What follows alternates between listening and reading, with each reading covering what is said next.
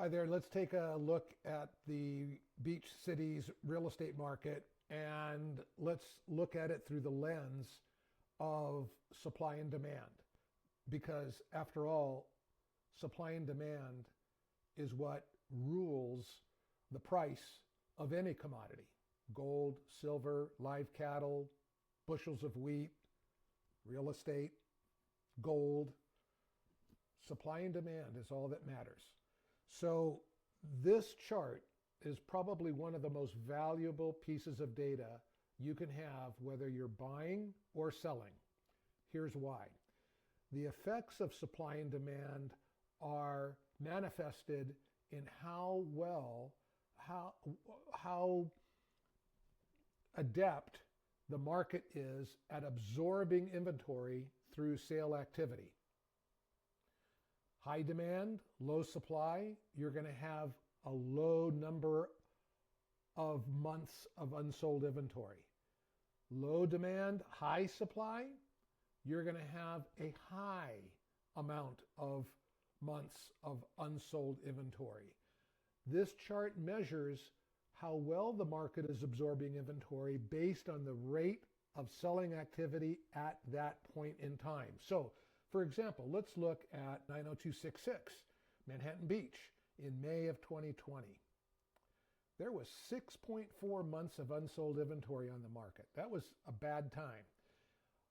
0 to 3 months, seller's market. 3 to 5 months, neutral market.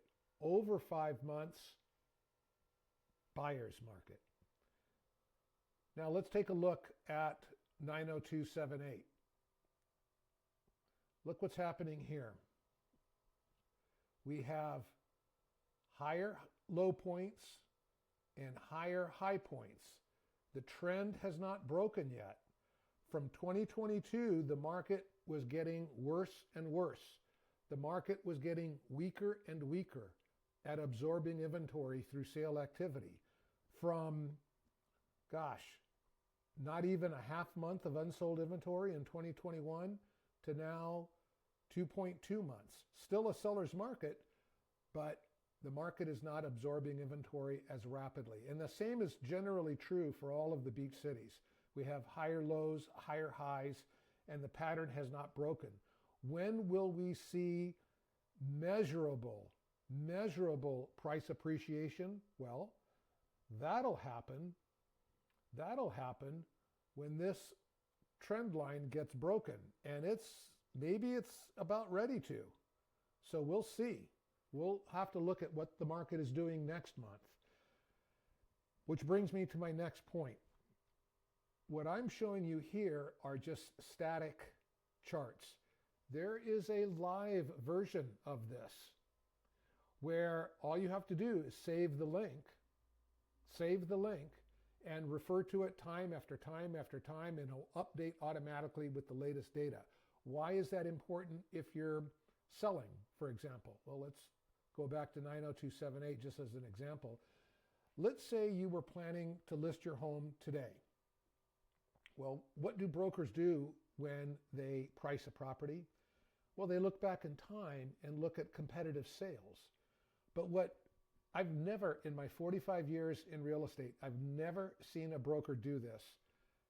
I think, and I'm really confident with this statement, I'm the only broker that knows how to use this data to help clients. And here's what I mean.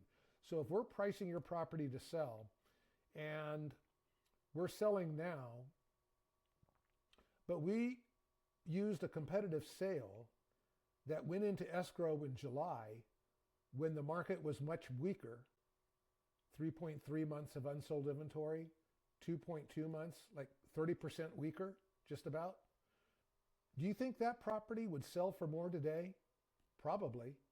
So using data, sale data from around here, these points here, or even here, August of 2025, that's going to, that'll underprice your home. You're going to leave money on the table for the buyer. The reverse is true. Let's say you were selling in August of 2024 and your broker was picking competitive sales from back when the market was much more brisk. The market was much more adept at absorbing inventory through sale activity. These homes, no way would they sell for as much as they did at this point compared to when they really sold back here. So you're going to end up overpricing your home, many more days of unnecessary days on the market, a lot more stress, a lot more people through the house if they come at all, and you're just going to feel awful because no one wants your house because your broker caused you to overprice it. Let's change hats. Now you're a buyer. Do you see how this can be used to negotiate a better deal?